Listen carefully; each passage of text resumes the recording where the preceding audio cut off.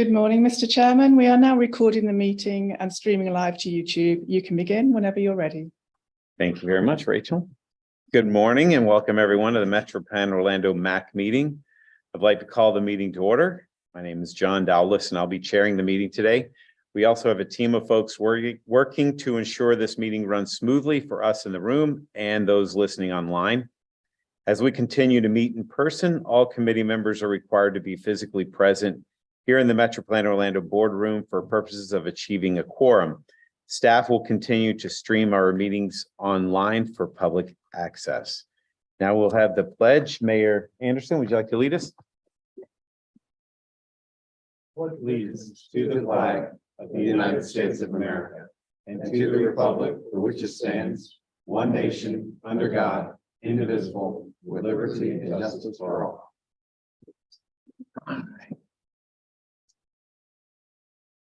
Right, couple of announcements. This morning, I asked that everyone silence your phones and smart devices.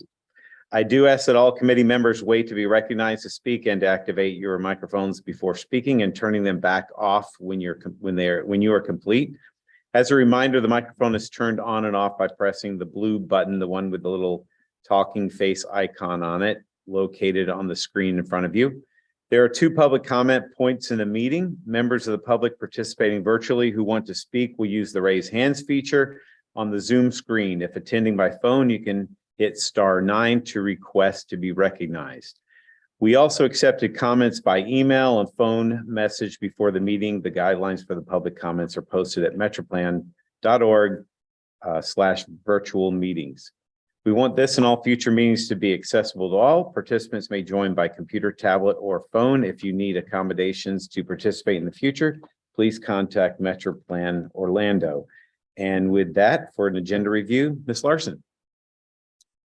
Good morning, Mr. Chair and committee members. There's a minor change to the printed agenda this morning. Under our presentations, we have 4 presentations. We will be swapping the order of the 3rd and 4th presentations. So we will hear from Mr. Eric Hill of Metro Plan Orlando on the Transportation Systems Maintenance and Operations Master Plan update.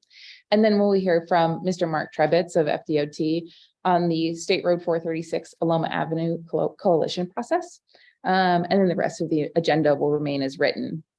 On the topic of presentations, this month, our safety moment is expanded and we'll be getting a full presentation. Ms. Lorene Bobo of FDOT will be making this presentation this month instead of Mike Wilson from Metro Plan staff. She will be giving us some compelling information about distracted driving. This morning, we are also welcoming a new member of staff, Ms. Adriana Rodriguez. Adriana comes from us from HDR. She is a senior transportation planner who will be working as a project manager on several key tasks. Adriana. Several key tasks, including sidewalk gaps in the region and some Sunrail projects. Please note that we do not have a bike and pedestrian report from Mike Wilson among our information items this month because he's on vacation. And for those of you who would like to tune into our Metro Plan Orlando board meeting, which is next week, July 12th, it is at 8 a.m. This temporary time change is to accommodate some local government meetings. In the room with us is Miss Rachel Frederick also, and Miss Lisa Smith is assisting on the virtual side. That concludes my comments, and now we'd like to take attendance. So, Ms. Rachel, I'd like to pass it over to you. Thank you. Please say here or present when your name is called. Anderson. Here. Blackwell. Here. Davitt. Here. Dowless. Here. Furstner. Here. Foraker. Gardner. Here. Guthrie. Henson. Here. McCann. Here. Ramos. Present. Sackett. Sladek. Smith. Here. Mr. Chairman, that concludes the roll call. We do have a quorum. Thank you very much.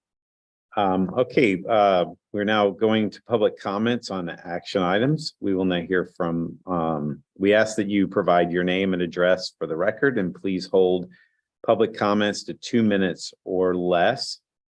If any member of the public wishes to comment and are joining us virtually, please use the raise hand function and you will be recognized, or dial *9 on your phone keypad. We'll send you a prompt and unmute your mic. Do we have anyone joining us virtually who would like to make a comment? Mr. Chair, there are no hands raised on the virtual side. Thank you, ma'am. Do we have any members of the public attending in person that wish to make a public comment? Any comment cards? I have not received any. Okay, better hurry. Are there any written comments that are submitted before the meeting? There were none, however, on the presentation of the TIP and PPL, you'll be hearing from Mr. Jason Sartorio on the TIP comments and Mr. Slade Downs on the PPL. Thank you very much. All right, next on the agenda, we have the agency reports from our partner and partner updates. And so for first is Mr. Scarf with FDOT District 5. Welcome. Good morning, Mr. Chair, committee members. I'll be brief this morning as you will have multiple FDOT presentations to go into some projects we have going on and initiatives. So in tab 4 of your agendas, you'll find your updated FDOT monthly construction reports. If you have specific questions on a project in your area, please utilize CFL Roads for the latest updates. If you can't find an answer or to a specific question while utilizing that platform, please feel free to reach out to me and we'll dig up any details that you need or are looking for. At least I'll try to find them. So moving forward, we have the FDOT liaison group has completed a review of the FY 23-24 through 27-28 TIP, in which you'll receive your final brief on today from the Metro team. The process went fairly smoothly. We're looking forward to moving that forward, and that will go to board on July 12th. Pending questions, that's all I have for this morning. Thank you very much. All right, next on our agenda will be Ms. Witten with links. Welcome. Good morning, thank you. My update this month, our ridership is still around 55,000 per day, so it hasn't changed much. There is a theory that maybe ridership is back, but people are just riding less. So in the next few months, we're going to be reaching out to our funding partner staffs to do some analysis of our higher performing routes versus lower performing, and how maybe resources can be rebalanced to make them more efficient and effective. We do have a service change going into effect August 20th. Some of those changes, mostly schedule adjustments for on-time performance, adding a couple trips or taking trips away. There's a new route in Point Siena connecting the high school and the Valencia campus. And then we're also going to be starting a pilot demonstration on the Orange Line for limo with Beep, the autonomous shuttle. So we're pretty excited about that. That'll be starting the end of August, I think. We're going to start with them, and it'll operate during the off-peak times.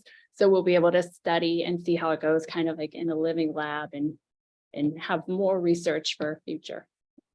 That's my report. Do we have any questions? All right, thank you very much. you.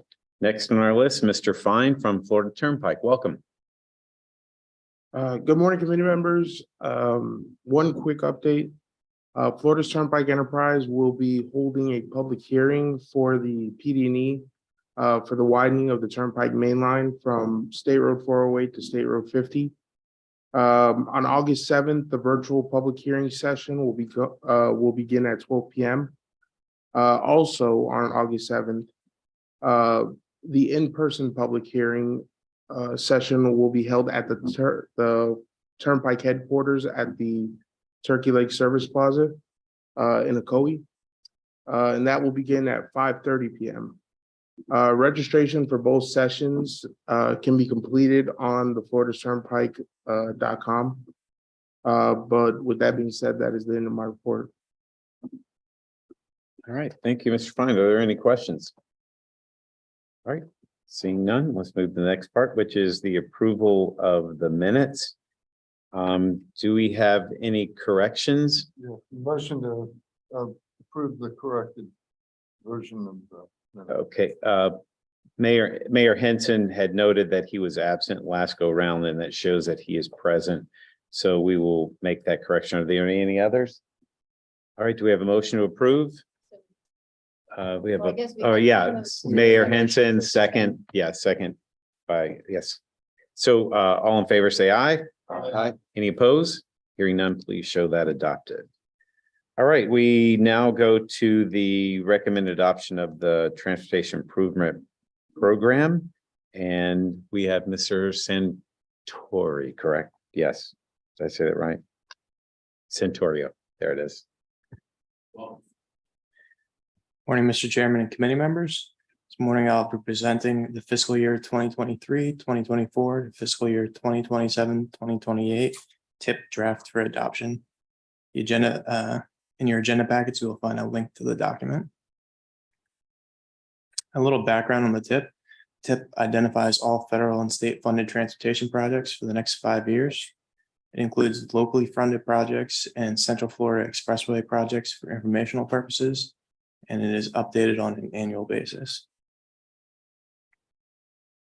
Within the TIP, we have 11 sections, and since the draft presentation, Central Florida Expressway Authority projects have been added to the toll roads section of the TIP. That brings our total number of projects to 526 within the 11 sections of the TIP. So as you can see, we have a lot of transportation projects going on in the region over the next 5 years. We have a total of 312 federal, state, and turnpike funded projects with an estimated 4.1 billion in funding. And the pie chart on the screen breaks that down based on the 11 sections that I previously mentioned. So based on our region's significant population size, we received additional federal funding, which can be used for off-system state highway projects within the TIP. We have a total of 49 Metro Plan Orlando funded projects with an estimated 147 million in funding, and the pie chart breaks that down by category. On June 21st, 2023, we hosted a virtual public meeting on Zoom from 11:30 a.m. to 1 p.m. We had 129 people register, 62 attended, and in addition, we had 106 views on the TIP meeting recording posted to our YouTube channel so far, and we are anticipating that that number will continue to rise as people have the time to watch it. Topics of questions and comments included transit needs in the region, desire to connect trail networks, bicycle and pedestrian safety, and Orange County and City of Orlando specific projects. So far, we have received unanimous recommendations of approval from CAC, TAC, and TSM&O. That being said, unless there are any questions, we are asking for your recommendation of approval the fiscal year 2023-24, fiscal year 27-28 TIP. Thank you. Are there any questions? On these, it looks like just mostly budgetarily changed. Were there any items that were removed from the TIP program from the previous year? In the CFX section, I'd have to look and see. Any projects that were completed last year would have been removed, but I didn't do a comparison. Yeah. Okay, so pretty much it's kind of continued. All right, any Mhm. questions? And you need approval. We do have a motion to approve. Motion. Second, did you get them? No. Maybe Mayor Blackwell. Mayor Blackwell? Second. And second, Mayor Sladek. Thank you. All right, all in favor, say aye. Aye. Any opposed? Hearing none, please show that adopted. Let's see. All right, recommend adoption of the PPL, which is tab 3, and welcome. All right, thank you, Mr. Chair, and morning members of the committee. I'm Slade Downs, transportation planner here at Metro Plan Orlando, here to walk you through the final prioritized project list for adoption. So quick recap on the ins and outs of the PPL. The plan is updated annually. It links the projects from our 25-year Metropolitan Transportation Plan to our 5-year Transportation Improvement program, where the TIP focuses on the next 5 years. The PPL focuses on the decade following. This is all of the funding programs and priority lists in the PPL. Each has a one sheet that explains each individual program and gets into the detailed ins and outs of funding considerations and all of that. Each of these lists also has a detailed project list table in the PPL, cataloging the different projects and priorities. These can all be found in the PDF document that is linked in your agenda. And specifically, the prioritization formulas can be found in supplement B. So at our last meeting, I gave a deep dive on the prioritized project lists process and asked for input and feedback. We received some questions from some of our partners and committee members. I know a few of you have asked kind of general questions about specific projects, but we also received questions about the process in broad strokes, ins and outs of our new critical sidewalks program, and again, some more specified questions on specific projects. A good example of one, we received some feedback from our TAC member, Dr. Kelly Brock from City of Castleberry. He gave us some good input on the status of a couple of projects. We were able to update those, and it was really kind of the exact kind of feedback we were looking for. So I always like to give him a good shout out. During our feedback round, we also received some project updates. Some of our partners had completed projects independently of us. There were a few of those that had been funded or otherwise completed that we were able to remove from the PPL because they had been completed. But the long and the short of it is we did not make any changes to the project rankings. That's the bottom line.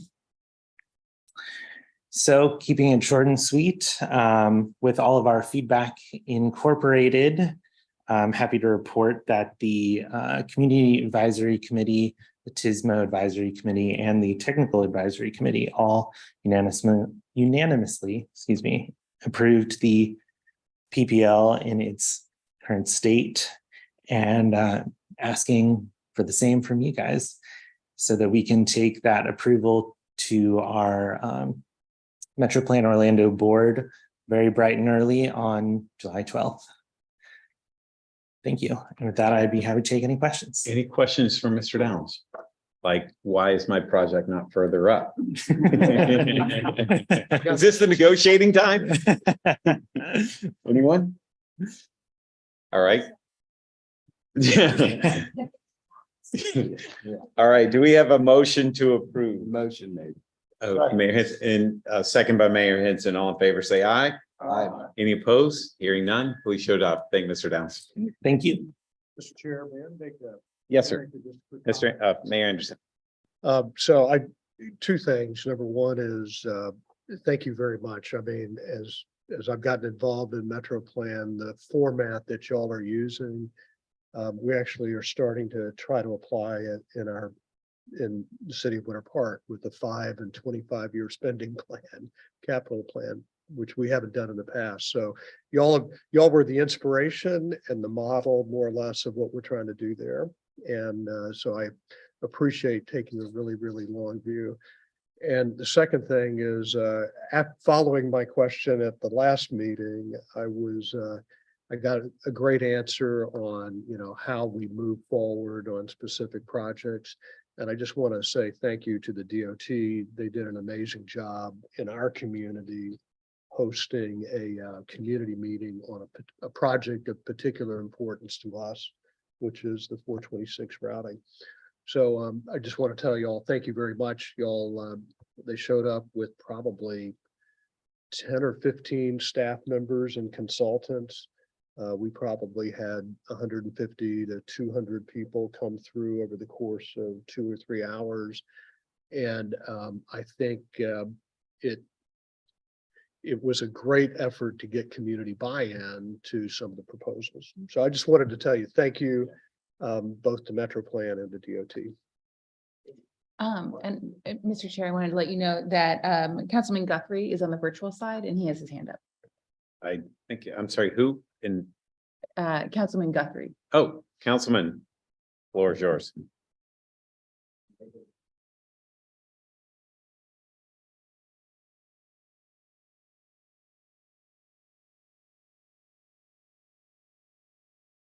Oh, there you are. So apologies, that was a mistake. I put my hand up when the vote came through and I forgot to take it down. All right. Thank you very much. All right, now we are going to go to our presentations. And I believe we're starting off with Safe Streets, but Lorene is, oh, okay. Oh, there you are, Alex. I didn't see you. Welcome back. I thought maybe you'd abandoned us, Alex. Welcome. Of course not. Good morning, everyone. I'm going to provide a very brief status update about our Safe Streets and Roads for All federal discretionary grant that we received. But as I have given this presentation, and I think it's kind of an important note, and it's listed in the agenda, as we move forward, you're going to start hearing this refer to the term Vision Zero, our Vision Zero action planning. So the grant that we received was the Safe Streets and All discretionary grant, which is going to allow us and our regional partners to produce Vision Zero action plans for us as a region, but also for all of our county and municipal partners. So a few months back, we did receive $3.9, almost $4 million from the federal government to produce local and regional Vision Zero action plans. Since that award, my staff has been working with US DOT in preparing the grant agreement, developing schedules, scopes, fee estimates. Good news is we have that grant agreement has been approved by US DOT. And just at our last board meeting, our board did approve the local funding, the local match requirement for that, which gives us as staff all the direction and latitude we need to commence and really kick off the regional and localized Vision Zero planning work. So this is really good news. We're in the fiscal year now, and we're in July, the start of our fiscal year, and we're going to be commencing and kicking off the regional Vision Zero action plan here in the next few weeks. So we're going to be leaning in to our vulnerable user safety working group, who has been helping us, who helped us develop the scope in the application that we were successful in receiving. So we're going to lean into that group, broaden them, broaden the amount of stakeholders for that group, which I'll talk about here in a second. So as it relates to Vision Zero action plans, there's a couple core elements that every plan has to have to be a qualified action plan to receive federal funds for construction and post-planning work. And as part of that, it has to be guided by a steering group and a task force. So as I mentioned, we've had one for the past few years. We call it our Vulnerable User Safety Working Group. It's composed of members from our technical systems management, as well as our citizens group. And we also have a couple other participants from outside of our traditional planning process. But as I mentioned, we're going to be broadening that group to other interested parties, participation from hospitals, participation from AARP, from the younger generation, from law enforcement, to really broaden the perspective of Vision Zero. Because as you'll hear in Lorene's presentation next, as we approach the safe systems approach, it really takes a broad coalition of folks to get us to zero. It's not just going to be about transportation projects and infrastructure, the concrete, asphalt, and steel type solutions. There are other broader set of behavioral and education solutions that are certainly part of the solution.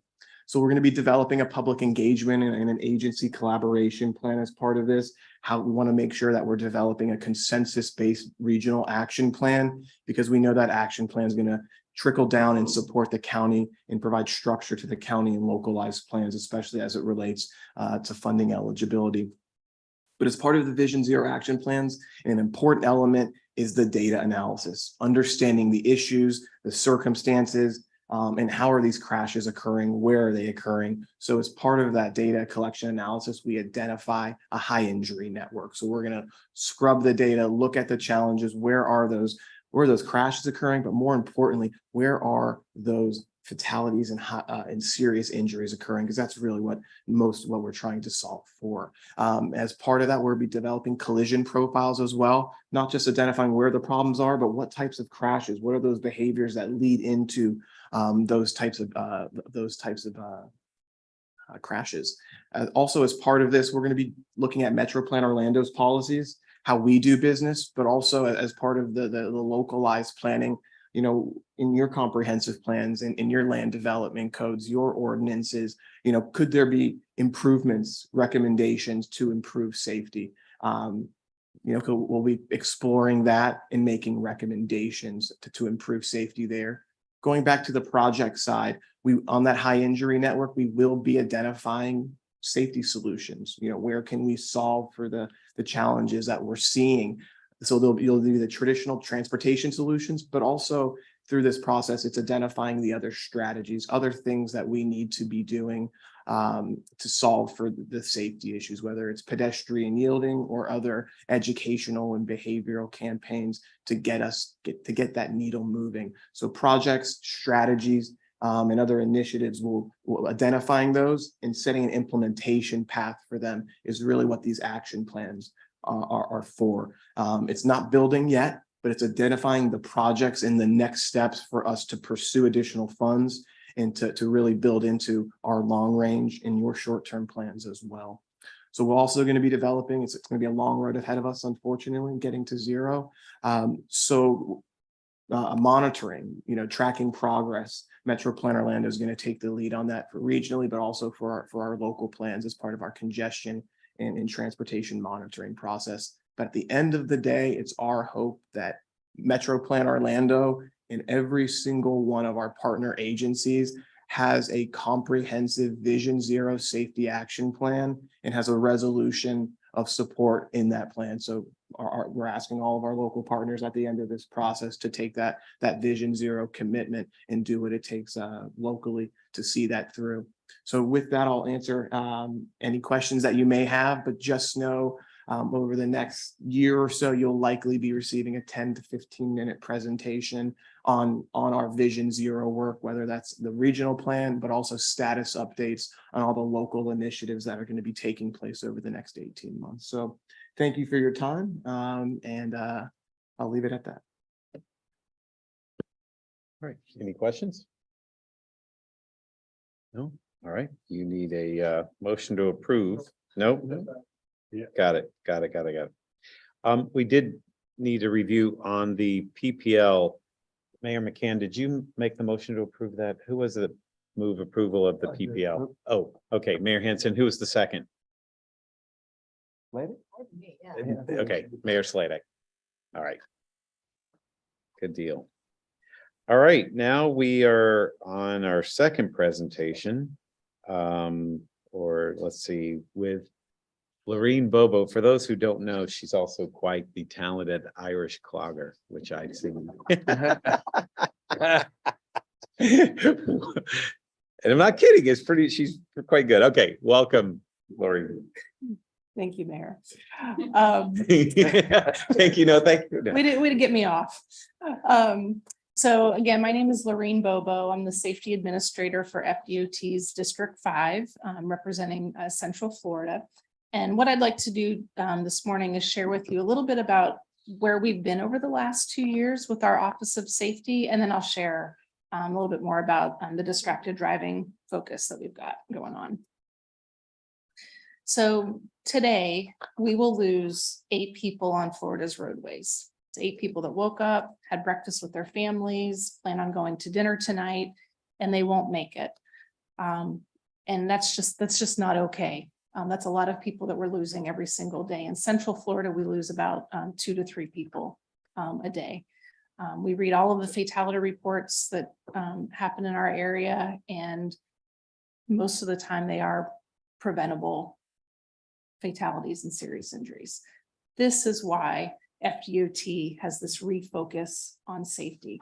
And I say refocus because we've always been focused on safety, but in the last maybe 3 to 4 years, we really have had this refocus on safety.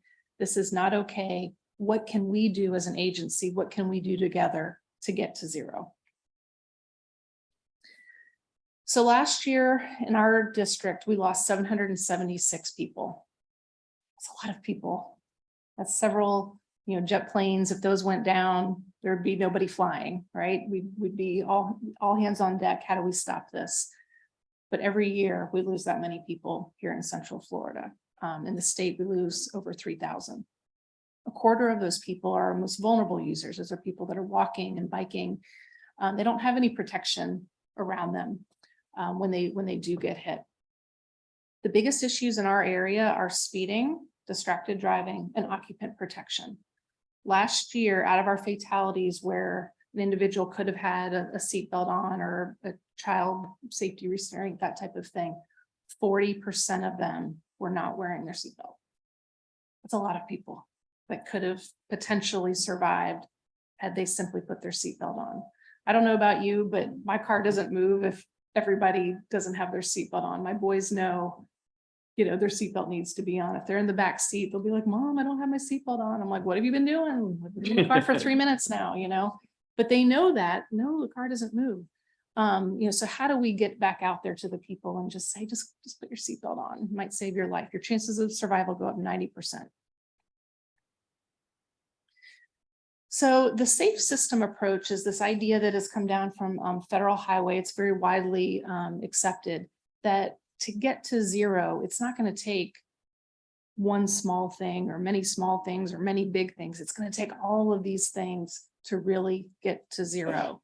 Not only is it the human behavior, but we can do improvements on our roadways, our automobiles, that post-crash care.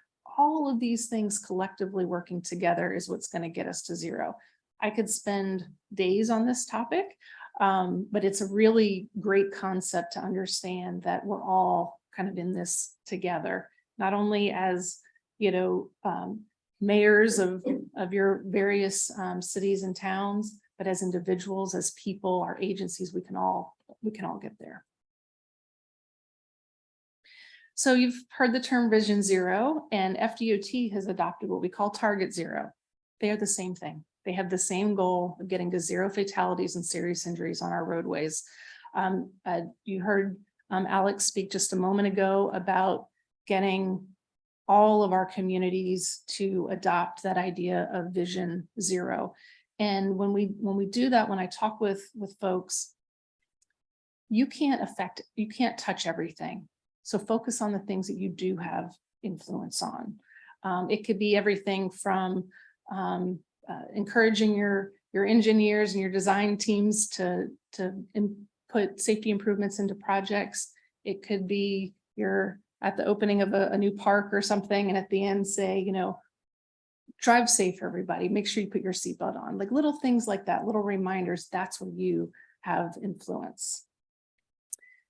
These are the communities that have adopted Vision Zero. They have Vision Zero resolutions on their books. In our 9 counties, all of Brevard County has adopted, the county including all of their cities and towns. Here in the Metro Plan area, we've got City of Orlando, Osceola County, Orange County, City of Altamont Springs. They have all adopted. And based on what Alex has shared with you, these logos are going to get a lot smaller, so I can get all of them onto one slide. And we're really going to show that Central Florida cares about the people that live here, cares about the people that are visiting. We want every single person to go home. So in most crashes, a contributing factor is behavior. Whether you're driving drowsy, you're distracted, they're aggressive behavior, speeding, under the influence, these are all behaviors that are contributing to these crashes. So the department is focusing, every single day on our projects of putting in countermeasures and really trying to slow people down so they don't feel comfortable going faster than what the speed limit is. But if this isn't being put down, I can design the best road, but if you're not paying attention, I can't stop that crash, right? And that's where that behavior comes in. So that brings me to distracted driving. What is distracted driving? Nowadays we talk a lot about our smartphones and needing to be connected, but it's anything that takes your eyes, your mind off the roadway. It could be, getting your kids to stop fighting in the back seat or changing a different podcast on your radio, whatever it may be that's taking you off the road and you're not really paying attention. That is distracted driving. So in 2019, the wireless communications while driving law did become a primary offense. It is related to texting. There are some efforts out there to go to more of a hands-free, so you're not doing anything on your phone. Well, I was just talking, so I wasn't texting. I was just searching this up on Google. I wasn't texting. That idea that anything that you're doing on your phone would be a primary offense. So we'll see how that goes. So in last year in 2022 in Florida, drivers under 30 made up 40% of our distracted driving related crashes. Drivers under 40 made up 30%. Every week in Florida last year, we had over 1,000 crashes related to distracted driving. That's a lot. That is 100% preventable, right? It's just paying attention. The only thing you should be doing when you're driving is driving. So that is why we have this big focus on distracted driving. We can reduce a lot of our fatalities this way. So last year in Florida, we lost 271 people to distracted driving. We lost 90 in District 5 and 50 in Metro Plan Orlando area. So, a third of our counties in District 5 made up over 50% of our fatalities. There's probably several reasons for this. One, these are our 3 most populated counties in our district. Whatever the reason, this is something that we need to focus on and work on. So I will say that distracted driving, when a crash occurs and the officer reporting is writing up that report, they can only put that it was distracted if they can confirm it was distracted driving, right? If somebody says, no, I saw them on their phone before they, hit that vehicle ahead of them or something like that. So it goes unreported. So these numbers are probably higher when it comes to distracted driving. Regardless, it's something that is preventable and we're focusing on. So now we're down to the Metro Plan Orlando area, the 3 counties. Out of the 15,000 crashes, 23% of them, so a quarter of them were related to distracted driving. 499 people were seriously injured. And like I said before, 50 people died, all from something that is preventable.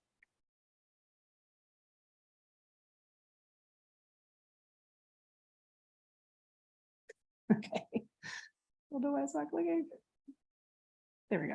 Okay. So who is it that's involved in these crashes? It's that age group between 25 and 34, but it is happening across all of our age groups.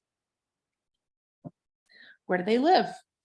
They're our neighbors, they're our friends. They live in the Metro Plan Orlando area or just outside of the Metro Plan Orlando area. So that could be, Volusia County, just surrounding, or it could be anywhere in the state.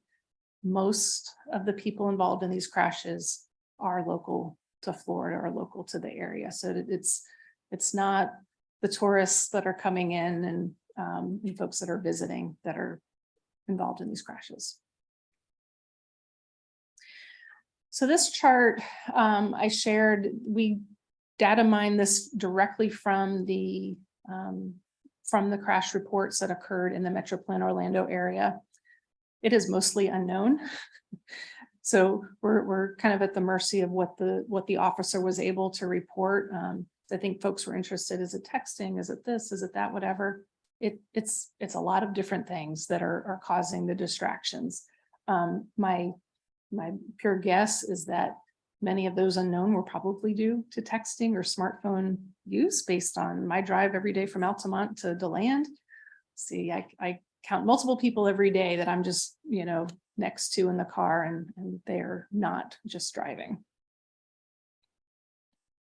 where are these occurring? They're really occurring on all of our roadways, mostly state roadways, but they are also occurring on our county and local roads as well.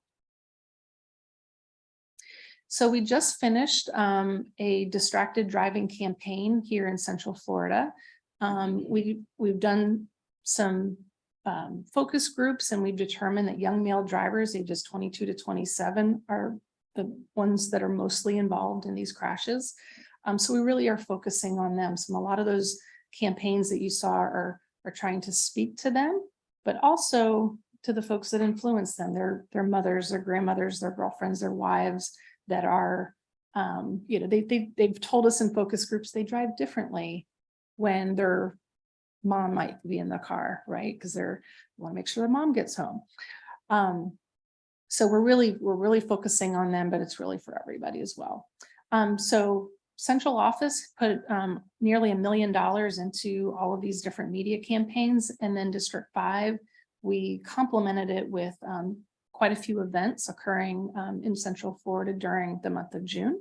And then we partnered with our law enforcement officers so that if they did stop somebody that was driving distracted with tip cards, so it's not just maybe not just be a ticket, but it's also an educational experience. This is why we're trying to save your life. It's not just to give you a ticket.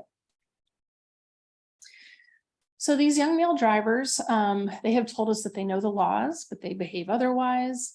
They feel that need to be connected. And I'm not male 22 to 27, but I get it. I feel that, they feel very confident in their driving. I'll be fine. I can do these two things at once. They want to be controlled and admired.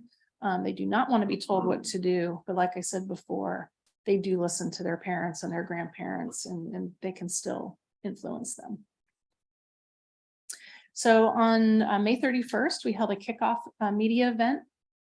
It's very successful. We had 5 TV stations attend, 1 print media. And in the first 24 hours, we had 52 stories with over 9 million views. So that's media that we didn't pay for that, right? That was free, getting it out there, getting that message out there. And I know I saw stories throughout the month as well that followed that. Just so happens on Friday, we did a kind of a July 4th weekend, very similar event at the RTMC, and we had 7 TV stations attend, and we put that distracted driving message out there as well. So the more that we can talk about it and get people to think about, hey, you know what, maybe that text isn't worth, my life, the better that we'll be. Metro Plan Orlando did attend this, and we really appreciated them. They're partnering with us. So that paid media, who maybe saw these ads? You were, okay, see a couple of hands. You should have seen it on billboards, on YouTube, on TV. There's one where an officer has to go tell the parents that their son isn't coming home. That was part of that campaign. I saw somebody yesterday that said they were pumping gas and saw one at the gas station, which was one I hadn't seen. So I was glad to hear that. So these messages are out there, and hopefully people are listening to them. These are the events that we had in Central Florida this past month. Some of them we already had planned, but some we added to our docket. The one on June 19th was, I really enjoyed. We went to the Orlando Sportsplex in Maitland. Lots of males 22 to 27 working out. And we talked to them about, about not driving distracted, but then the business, the Genesis, they actually provided a gift card the following week to anybody that kind of signed up and said, yes, I started using Do Not Disturb. Yes, I set my playlist before I started, that type of thing. And so it's just that partnership, that encouragement to do the right thing. So what can you do? Don't drive distracted. Really pay attention to when you're driving. That's all you're doing is driving. We do share a lot of social media posts on our Facebook page. We'd be happy to work with any of your agencies to help push that message out as well, whether you're pushing out the raw information or just simply forwarding ours as well. And use the Do Not Disturb on your phone. There are apps that you can download to put on Do Not Disturb. but most phones already have it embedded in their phones to, that it's really easy to use. So. Please try.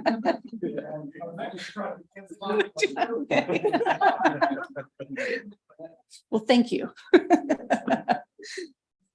Very good. I know.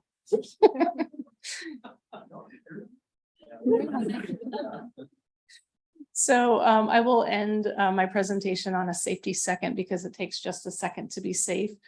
Please check out the do not disturb on your phone. Please consider using it every time because no text is worth your life or somebody else's. So thank you very much. Happy to answer any questions you may have. There, Mayor Anderson. So where's the do not disturb? I don't have to look at your phone. Mine's under settings and like, So it's not in that pull down swipe thing? yes. Okay, it's big. Sometimes you can type in do not disturb in your search and it'll, Okay. or something along those lines and it'll get you there. Well, I apologize for disturbing you all. It might be cheaper to get chauffeurs for for men 22 to 27. Any other questions? Yeah, Mayor McKen? so if we'd like to participate and have our city seal added to the Target Zero, we can just send you an email. Yes, so Vision Zero resolution. So I'm assuming you're part of the Safe Road for All grants program We'll have to with look it up. Metro Plan. I'm sure Alex Yeah. can help you. Mayor, Yes. I've been in touch with your staff, so Yes. we'll be kicking off August, Great. September with all of the locals to get you in the city on board. Great. As a family community, it was great to have, get the word out. Thanks. Absolutely. Great job on the presentation. Very good. Thank you.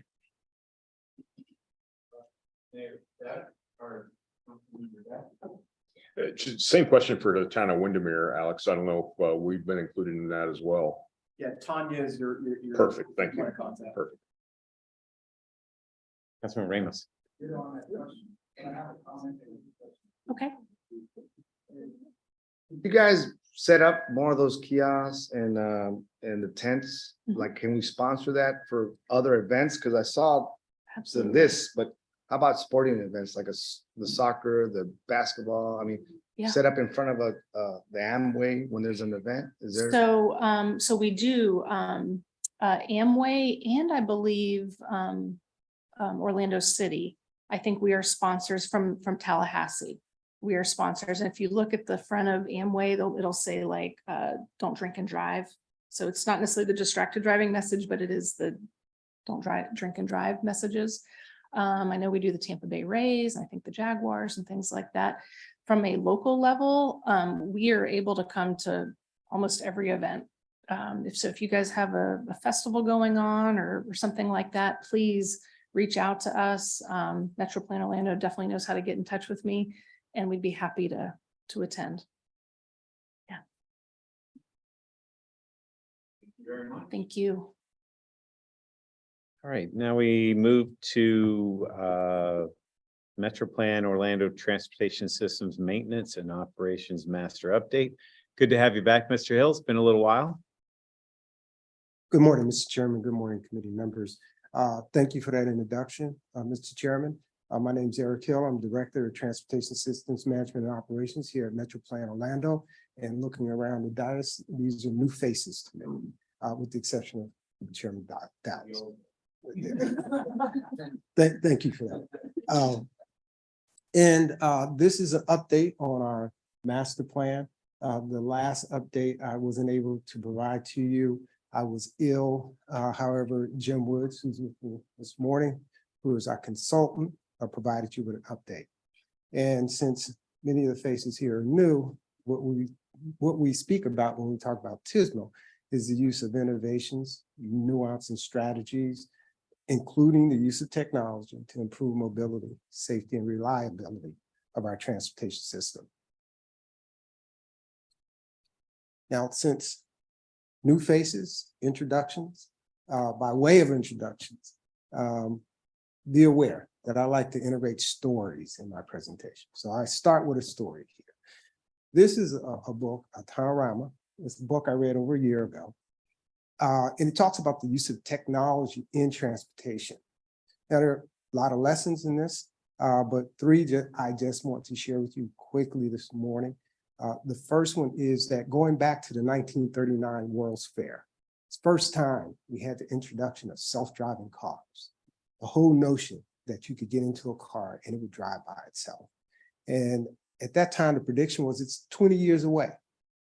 Well, since then, we've had many World's Fairs, and each time they've had an exhibition on a self-driving vehicle, and it's always 20 years away. Okay, so, and we're at that point again, and you hear a lot of talk about the use of self-driving vehicles. And as one who's advocated for the use of technology in transportation over many years here at Metro Plan Orlando, it's caused me to pause my enthusiasm. Yeah. Are we another 20 years away? Uncertain. The other item is the investments that we've made in technology and transportation over the last 20 years, at least 30 years, according to this text. It's been the same amount that we've invested in our interstate, in building our interstate system. Now, some will say, well, what do we have? We do have a lot that we can speak to that we've done, but with the interstate system, we can say, well, at least we have a road, right?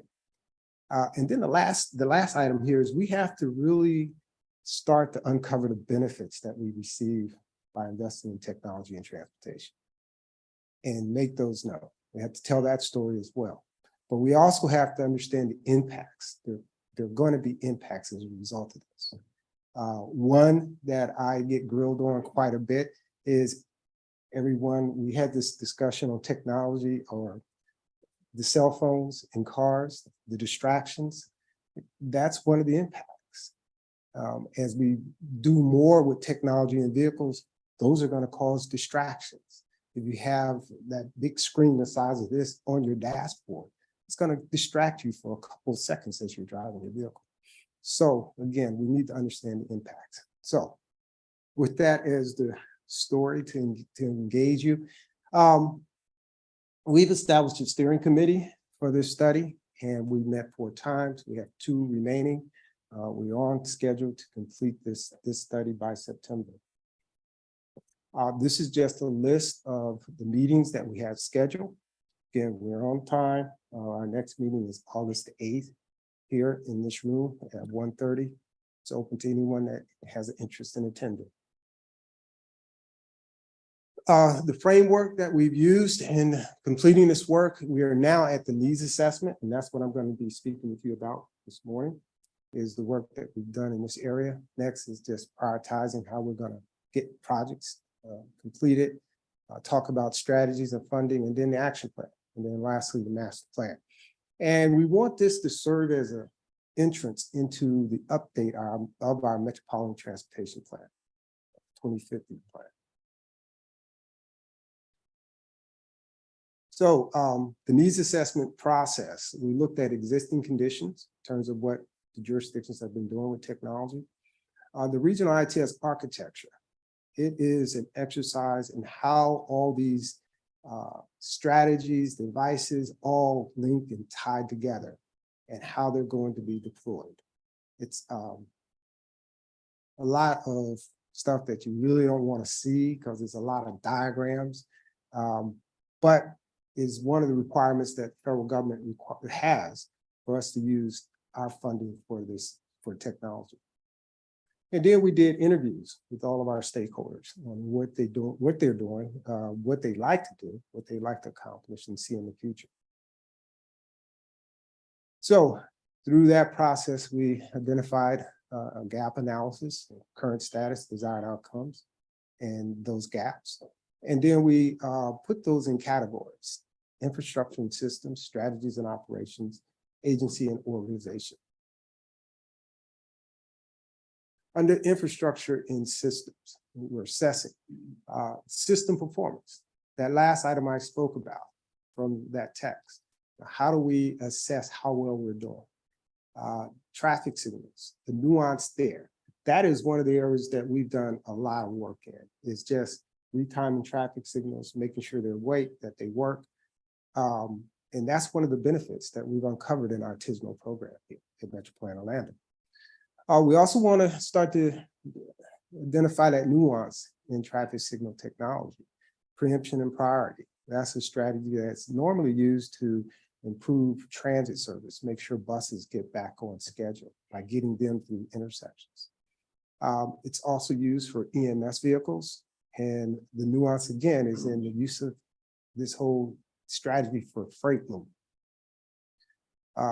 Transit technology is more in terms of what's in the vehicles and then what is available for riders to enhance their experience in transit use. And then lastly, bicycle pedestrians. When we were going through the stakeholder interviews, that was one of the questions that I raised. How are we going to use this to improve pedestrian bicycle experience? And there are some strategies that are being used here in our region, and there will be more because we're a connected society, if you will. It's kind of hard to go anywhere without being noticed. Next couple of slides are just identify the gaps that we have in fiber optics as well as intelligent transportation system devices for each of the counties as well as the city of Orlando. So this shows you Orange County. This is Osceola County, showing the gaps. Here's Seminole County in the city of Orlando. In terms of strategies, project scoping is one of the areas that we want our jurisdictions to start to leverage existing investments, building on top of those, layering those investments. Performance and investments, again, linking the two. Training, as we are starting to see, turnover in the jurisdictions. And so as new technology continues to emerge, we need to make sure that staff are trained to be able to use the technology. Collaboration is one that we want to continue to do. We do a great job of that. We have a TSM&O committee here at Metro Plan Orlando. District 5 has a consortium. So in terms of collaboration and identifying opportunities for us to work together on projects or share knowledge, that's there. We just want to build on that. And that ties into interoperability. Seeing if there's opportunities for investments in Osceola County to be applied in Seminole County. And lastly, agency and organization. Workforce, continue to develop workforce and make what we're doing, again, telling our story, creating that awareness at the jurisdictions so that we have leadership, we have insight, and we have enthusiasm for the use of TSM&O strategies. This mentioned that the next step is looking at a prioritization process for how we start to rank these projects that will be coming out of this master plan. And this one is built on our 2045 Metropolitan Transportation Plan. There's similarities here. We don't want to create too much that's going to diverge from what we've already planned. So this is a draft. It's being refined. And so at our next update, I'll be able to present you the final draft. So last slide, we're going through the draft prioritization process. We'll do a pilot where we'll just test that and make sure it works. And then we'll develop a framework of the strategies. And again, the next meeting is August 8th, right here in this room at 1:30. And everyone's invited. If you're not doing anything, please join us. That's it, Mr. Chairman, and here to answer any questions. Any questions? Just reminds me of something I heard.